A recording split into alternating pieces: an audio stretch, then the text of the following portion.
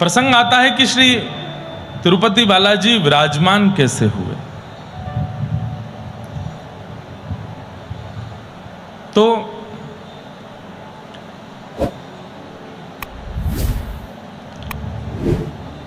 प्रभु श्री राम जब रामावतार में प्रकट हुए, उनसे पूर्व एक वेदवती नाम की कन्या थी। बहुत ध्यान से सुनिएगा। एक वेदवती नाम की कन्या ने खूब यज्ञ किए, तप किए कि भगवान मुझे पति रूप में प्राप्त हों। ठाकुर जी को पति रूप में प्राप्त करने के लिए वेदवती ने तप किया। और वेदवती कोई माता पिता से नहीं जन्मी थी, अयोनिजा थी। जिस प्रकार सीता जी पृथ्वी से प्रकट हुई हैं, रुक्मिणी जी पृथ्वी से प्रकट हुई हैं, ऐसे वेदवती भी पृथ्वी से ही प्रकट हुई है। बहुत सावधानी से सुने। श्री तिरुपति बालाजी कैसे विराजमान हुए, कैसे आए, बड़ी अद्भुत कथा है। तो वेदवती उसने खूब तप किया, और किस लिए कि भगवान मुझे पति रूप में प्राप्त हों। उसका तप पूर्ण होने ही वाला था और ठाकुर जी प्रकट होने ही वाले थे। और उस समय पर बहुत भयंकर प्रकोप चल रहा था रावण का। रावण को जैसे ही पता चलता था कोई तप कर रहा है, यज्ञ कर रहा है, हवन होम कर रहा है, तो वो जाकर के विघ्न डालने का प्रयास करता था। वेदवती के बारे में जब रावण को पता चला तो रावण ने जाकर के उसके तप को भंग करने के लिए तलवार का प्रहार किया। केश हाथ में पकड़ करके जैसी तलवार का प्रहार करने लगा तो वेदवती ने तलवार के प्रहार से पूर्व ही अपने केशों को काट दिया जो रावण ने पकड़े थे, और स्वयं अग्नि में प्रवेश कर गए। तप अधूरा रह गया, पूर्ण नहीं हो पाया। लेकिन फिर भी ठाकुर जी ने उनके उतने ही तप से कृपा करके उन्हें वचन दिया कि हम तुम्हें स्वीकार करेंगे। और किस रूप में स्वीकार किया? जब रामावतार भगवान का हुआ तो भगवान ने सीता जी को दंडक वन में जाकर के कहा कि आप अग्नि में प्रविष्ट हो जाओ। और अग्नि से सीता जी के रूप में ही छाया की सीता जी प्रकट हो गई। वो वेदवती ही थी जिसने तप किया था भगवान की प्राप्ति के लिए। क्यों? क्योंकि दो कारण थे। एक तो रावण से बदला लेने के लिए वेदवती को पुनः आना था। सीता जी अगर राम जी के साथ जाएंगी तो रावण से बदला पूर्ण नहीं हो पाएगा, क्योंकि रावण का जो बदला है वो तो वेदवती को लेना है। और सीता जी इतनी कोमल हैं, इतनी कोमलांगा हैं कि वो यदि दुष्टों के दलन को देखेंगी तो उनका हृदय जो है वो बहुत करुणा में भर जाएगा। इसलिए ठाकुर जी ने सब विचारों को करते हुए सीता जी से कहा कि आप अग्नि में निवास करो। बोले आगे की यात्रा पर बोले आपका रूप धारण करके वेदवती मेरे साथ रहेगी। उसने तप किया था, वो मुझे पति रूप में पाना चाहती है, तो मैं उसका पति भी बन जाऊंगा कुछ दिन के लिए, और वो आपके रूप में रहेगी, और उसको रावण से बदला लेना है, और वो कार्य भी हो जाएगा। तो सीता जी अग्नि में प्रविष्ट हो गई और वेदवती सीता जी के रूप में छाया रूप धारण करके वन की लीला में आगे आई, और रावण उसका हरण करके ले गया। रावण के यहां रह करके पूरी लंका का, रावण का संपूर्ण परिवार का विध्वंस किया, तब जाकर के उनके पूर्व जन्म का बदला पूर्ण हुआ।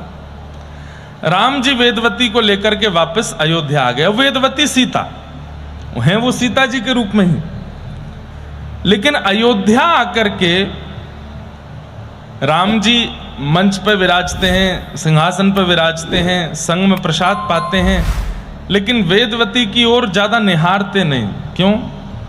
एक पत्नी व्रती है, और पत्नी तो हमारी सीता जी हैं। ये तो वेदवती छाया सीता बनकर के हमारे साथ है। तो एक दिन वेदवती को क्रोध आया, बोले कि आपको मैंने तप करके प्राप्त करना चाहा कि आप मुझे पति रूप में मिलें, पर ये कैसा निर्वहन कर, आप मेरी ओर देखते भी नहीं हैं।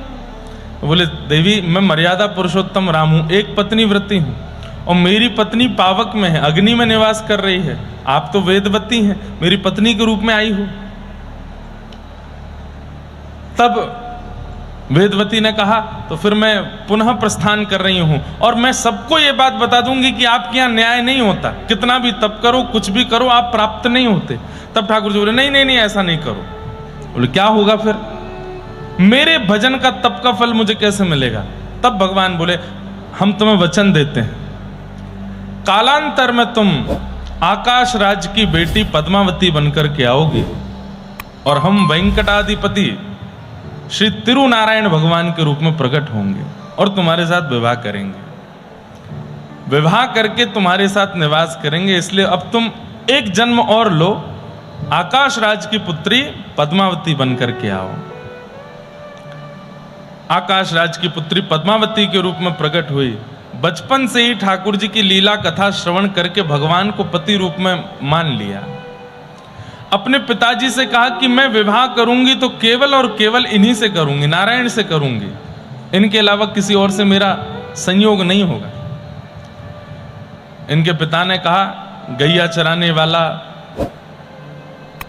जिसका रंग भी गोरा नहीं है और हम इतने धनवान हैं, वो मेरी बेटी का वरण करेगा, इतनी संपत्ति उसके पास है। तब पद्मावती जी ने बताया, मैं तो 3 जन्मों से उनकी प्राप्ति करना चाह रही हूं पिताजी, आप कृपा करके उनको स्वीकार कीजिए ना। बोले तो उनसे कहो आकर के हमसे तुम्हारा हाथ मांगे। तब पद्मावती जी ने खूब तप किया, तप करके ठाकुर जी का आवाहन किया और तब तिरुनारायण भगवान श्री वेंकटाधिपति तिरुपति बालाजी, जिनको आजकल हम बोलते हैं, नाम उनका क्या है, तिरुनारायण भगवान, श्री वेंकटेश भगवान, तिरुनारायण भगवान प्रकट हो गए और प्रकट होकर के पद्मावती के पिताजी से हाथ मांगने गए। आपकी पुत्री ने पूर्व जन्म में तप किया था हमको प्राप्त करने के लिए, अब हम इस जन्म में आ गए इनका वरण करने के लिए, आप कृपा कर इनका विवाह हमसे कराओ। तो इनके पिताजी ने व्यंग में ठाकुर जी से कहा, इतनी संपत्ति है कि हमारी पुत्री को रख सको? तो तिरुपति बालाजी बोले, संपत्ति तो अभी नहीं। तो बोले, हम कैसे विवाह करते हैं, पहले हमें दिखा दो कि हमारी पुत्री प्रसन्न रहेगी आपके पास, तो हम अपनी पुत्री का विवाह करेंगे। तब भगवान ने कुबेर से जाकर के कहा कि भाई जितनी संपत्ति है सब हमको उधार दे दो, हम धीरे धीरे चुकाते रहेंगे तुम्हारा। सब लीला है भगवान की, भगवान को किसी से आवश्यकता है क्या मांगने की, लेकिन ये लीला करनी है ठाकुर जी को। कुबेर से जाकर के सारी संपत्ति लेकर के आए। आहा, ऐसी अद्भुत संपत्ति के स्वामी बनकर के, ऐसा अद्भुत मुकुट धारण करके, दुल्हा का रूप धारण करके वेंकटेश भगवान आए। भगवान के उस रूप को देख करके 33 कोटि देवता न्योछावर हो गए। सब बारात में पहुंचे, सब बारात में पहुंचे और भगवान का श्री पद्मावती के साथ में विवाह हुआ। बोलो तिरुनारायण भगवान की, वेंकटेश भगवान की। आप पद्मावती जी के साथ में विराजमान हो गए। तभी कुछ वर्षों पूर्व ठाकुर जी का लक्ष्मी जी से थोड़ी नोक-झोंक भी हुई थी। किस बात को लेकर के? लक्ष्मी जी ने भगवान से कहा, आप में कुछ ज्यादा दया नहीं है? आपके वक्ष पर प्रहार करके भृगु मुनि चले गए और आपने उनसे एक बात भी नहीं कही। बोले, मैं ब्राह्मणों से कुछ नहीं कहता। बोले, देखिए अब आपको बोलना पड़ेगा, ऐसे अच्छा नहीं लगता है, कोई भी कुछ भी कह जाता है आप शांत बैठे रहते हो। ठाकुर जी बोले, मेरा स्वभाव है शांत रहना। शांताकारम भुजगशयनम पद्मनाभम सुरेशम विश्वाधारम गगन सदृशम वेद वर्णम शुभांगम लक्ष्मीकांतम कमलनयनम योगभिर ध्यान गम्यम वंदे विष्णुम भवभयहरम सर्वलोकैक नाथम। शांताकारम, ठाकुर जी शांत रहते हैं, और अगर उनके भक्त शांत नहीं रहते तो इसका मतलब ठाकुर जी ने भक्त रूप में स्वीकार किया नहीं। ठाकुर जी का शांत स्वभाव लाइए चित्त में। लक्ष्मी जी रूठ करके चली गई। बोले, या तो आप भृगु जी को कुछ कहिए, नहीं तो मैं रूठ के जा रही हूं। भगवान बोले, आप जाओ, हम ब्राह्मणों से कुछ नहीं कहेंगे, वो चाहे हमसे जो कर लें, वैकुंठ भी मांग लेंगे तो मैं दान कर दूंगा, लेकिन ब्राह्मणों से एक शब्द नहीं बोलूंगा, मेरे प्राण हैं वो। लक्ष्मी जी नाराज होकर चली गई। या उसी बीच में ये वाली क्रिया हो गई कि भगवान तिरुनारायण बनकर के गए और पद्मावती जी के साथ में विवाह हुआ। नाराज होकर के लक्ष्मी जी विराजमान हो गई कोल्हापुर में आकर के। लक्ष्मी जी का मंदिर है। मुझे वहां किसी ने बोला कि महाराज जी ये पार्वती जी हैं, परंतु कई आचार्यों ने हमको कहा कि नहीं, वो पार्वती जी नहीं, लक्ष्मी ही हैं। इसलिए तिरुपति बालाजी के बाद कोल्हापुर दर्शन लक्ष्मी जी का करना अनिवार्य होता है। कई लोग कोल्हापुर से तिरुपति जाते हैं, तिरुपति से कोल्हापुर आते हैं, ऐसा क्रम रहता है। तो नारद जी महाराज लक्ष्मी जी से मिलने के लिए आए। लक्ष्मी जी बोली, कहो नारद जी कैसे आए? बोले, हम तो बढ़िया चकाचक भोजन करके आ रहे हैं, पेट भर गया है, गले तक भरा हुआ है, क्या बताएं। लक्ष्मी जी बोली, ऐसा कहाँ भंडारा पा के आए? बोले, ठाकुर जी का विवाह था ना, पद्मावती से विवाह हुआ है, वहीं से प्रसाद पा के आ रहे हैं। लक्ष्मी जी बोली, हमको नाराज करके यहां भेज दिया और खुद ने दूसरा विवाह कर लिया पीछे से, कहां पर हैं? बता दिया। बोले, अच्छा आपको नहीं पता था क्या? हमसे तो गलती हो गई। बोले, कहां है? बोले, तिरुपति। लक्ष्मी जी बोली, अभी बताती हूं। लक्ष्मी जी अपने वाहन पर विराजमान होकर के जैसे तिरुपति जाने लगी, पद्मावती जी घबराई। बोले, जय जय, क्या हो रहा है? बोले कि आपकी बड़ी वाली आ रही हैं। बोले, कौन? बोले, लक्ष्मी आ रही हैं। आपने तप करके हमको प्राप्त करना चाहा, पर हम तो लक्ष्मी के हैं ना। बोले, अब क्या करें? बोले, कुछ नहीं, आने दो, शांत रहना। वो कितना भी सुनावें, कुछ कहें, डांटेंगी, फटकारेंगी, शांत रहना, कुछ उत्तर मत देना। सबसे बढ़िया तरीका है किसी के क्रोध को शांत करने का कि तुम शांत रहो, कुछ मत बोलो। प्रत्युत्तर दोगे तो क्रोध और बढ़ जाएगा। लक्ष्मी जी आई, आकर के खूब सुनाने लगी।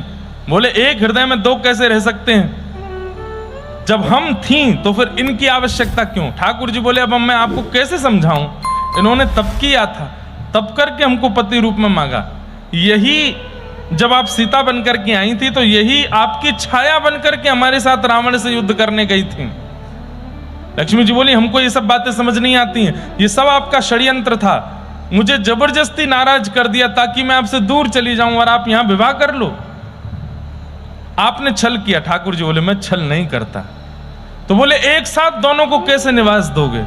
ठाकुर जी बोले, आप मेरे सामने खड़ी हो जाओ। पद्मावती जी से कहा, आप भी मेरे सन्मुख खड़े हो जाओ। और ठाकुर जी ने दोनों को चित्त में विराजमान किया।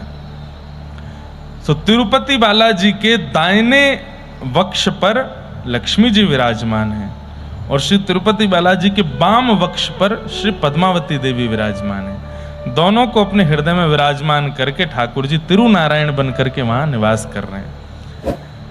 लेकिन हृदय में तो रख लिया, प्रत्यक्ष रखने में विवाद हो रहा था, लड़ेंगी दोनों। तो फिर ठाकुर जी ने लक्ष्मी जी को कहा, तुम तो जाओ कोल्हापुर, और पद्मावती जी से कहा, आप जाओ नीचे, तिरुपति में आप विराजो।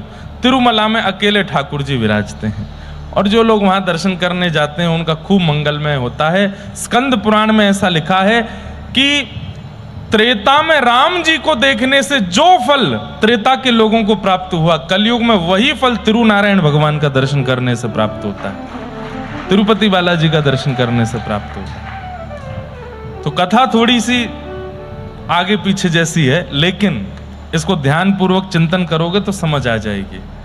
वेदवती की तपस्या से प्रसन्न होकर के भगवान ने उन्हीं को पहले छाया की सीता के रूप में स्वीकार किया। छाया की सीता स्वरूप में वेदवती प्रसन्न नहीं थी, तब भगवान ने उनको पुनः पद्मावती के रूप में प्रकट कराया और स्वयं तिरुनारायण रूप में प्रकट होकर उनसे विवाह किया। और कुबेर से जितना कर्जा लेके आए थे भगवान आज तक चुका रहे हैं। तो वहां हुंडियां हैं, उन हुंडियों में जो भी दान दक्षिणा डाली जाती है वो सब ठाकुर जी सरकार को देते हैं। मतलब कुबेर का जो भी कर्जा है वो चुका रहे हैं। आज भारत सरकार पर जितना भी धन इकट्ठा होता है उसमें सबसे ज्यादा धन जहां से आता है वो तिरुपति बालाजी। अगर तिरुपति बालाजी धन देना बंद कर दें सरकार को तो हमारी, ऐसा कहना तो नहीं चाहिए, पर भारत की सरकार को बहुत बड़ा घाटा हो जाएगा, अपंग जैसे हो जाएंगे। क्यों? तिरुपति बालाजी से बहुत संख्या में सरकार को राहत मिलती है। और इतना ही नहीं, तिरुपति बालाजी भगवान ने स्वयं का एक ऐसा ट्रस्ट निर्माण कर रखा है, कितने असहायों की भोजन की व्यवस्था, रहने की व्यवस्था, पढ़ाई की व्यवस्था, वेद अध्ययन की व्यवस्था, सब अकेले तिरुनारायण भगवान करते हैं। इतनी बड़ी संस्था और इतने प्रकल्प चलते हैं कि बड़े बड़े लोग करोड़ों का टर्नओवर करने, हजारों करोड़ों का टर्नओवर करने वाले लोग भी ऐसी सेवा नहीं कर सकते जैसी तिरुनारायण भगवान सेवा कर रहे हैं पृथ्वी पर।